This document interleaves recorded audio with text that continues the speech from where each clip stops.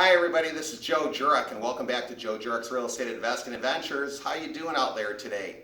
Well, what I want to talk about is anytime we make plans with real estate, we sometimes feel like we should be doing more. We kind of are hard on ourselves. We're not patting ourselves on the back for what we do, we're thinking about what we didn't do. But this is what I want to tell you. I have found by talking to investors all over the country, the most successful investors, they actually try to do at least a few things every day and have a sense of accomplishment.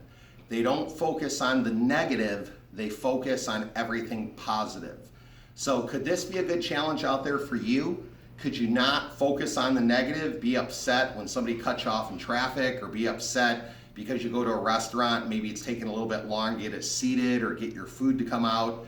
Think about every day, what are the things worth really getting upset over, and what are the things that you should be focusing on to remain positive, to remain focused, and to remain getting to where you want to be. So I'm going to leave you with this. What I'd like you to think about the next 30 days, try to be as positive as you can about everything.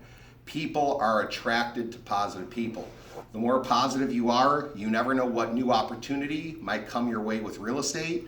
You never know who you might meet that might be a member of your power team for real estate. You never know what's going to happen. So be positive, believe and achieve, make it a great day. Take care. Bye-bye.